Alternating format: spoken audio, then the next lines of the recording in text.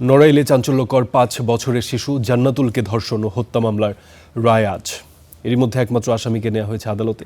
এ বিষয়ে বিস্তারিত জানাতে নড়াইল আদালত চত্বর থেকে যুক্ত হচ্ছেন আব্দুস সাত্তার।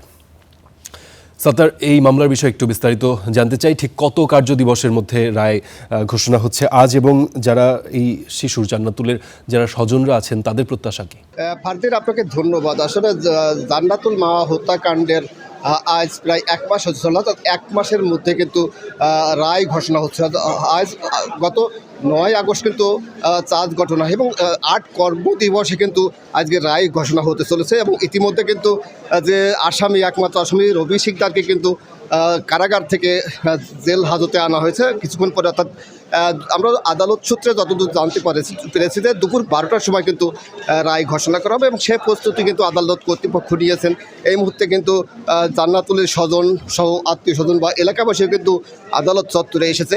আমরা দর্শকদের আরও জানিয়ে রাখছি যে গত 20 জুলাই নড়াইল সদর উপজেলার আউড়িয়া ইউনিয়নের রামচন্দ্রপুর গ্রামের জান্নাতুল, 5 বছর বয়সে জান্নাতুল, সে কিন্তু তার প্রতিবেশী রবি শিকদারের দ্বারা ধর্ষিত হয় এবং তাকে কিন্তু ধর্ষণের পর হত্যা করা হয়। এ ঘটনায় তার বাবা বাদী হয়ে 21শে জুলাই নড়াইল সদর থানায় একটি মামলা দায়ের করেন।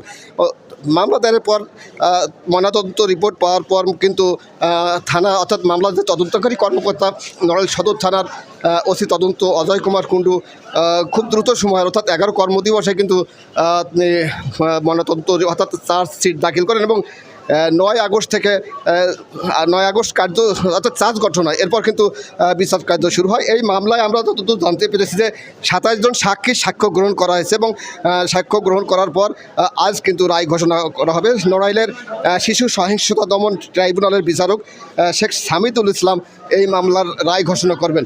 রায় ঘটনাকে কেন্দ্র করে ইতিমধ্যে বলেছি আগে যে আত্মীয় স্বজন সবাই চলে আসছেন এবং সবার প্রত্যাশা, আইনজীবী সহ তাদের যে আত্মীয় স্বজন আছে তাদের সবার প্রত্যাশা এই মামলায় যেন বিশেষ করে ভুক্তভোগীরা ন্যায় বিচার পায়, সেটা কিন্তু আশা করছেন।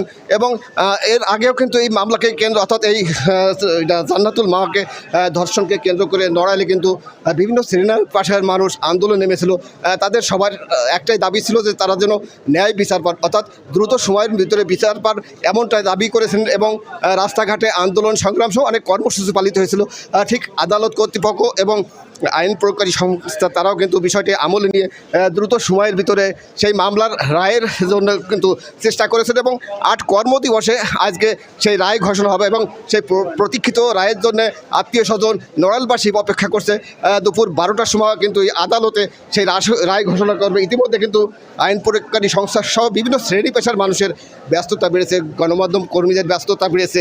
তাদের স্বজন তাদের দাবি করছেন যে এই মামলার যেন তারা ন্যায্য বিচার পায় এবং ফলাফল, অর্থাৎ রায় যাই হোক হওয়ার পর যেন দ্রুত বাস্তবায়ন হয়। কেননা দেশের বিভিন্ন স্থানে কিন্তু শিশু ধর্ষণের ঘটনা এর আগে বেশ কয়েকটি ঘটনা ঘটেছে, কিন্তু সেই সমস্ত মামলার রায় হলেও বিচার আসলে দ্রুত সময় কার্যকর হয়নি। কিন্তু আজকে যে মামলা জান্নাতুল মাওয়া ধর্ষণের যে মামলা, যে রায়, সেই রায়টা যেন যাই হোক, মানে তারা পরিবার বলছে যে ভালো একটা রায় তারা প্রত্যাশা করছেন এবং রায় হওয়ার পর যে দ্রুত কার্যকর হয় সেটা দাবি করেছেন।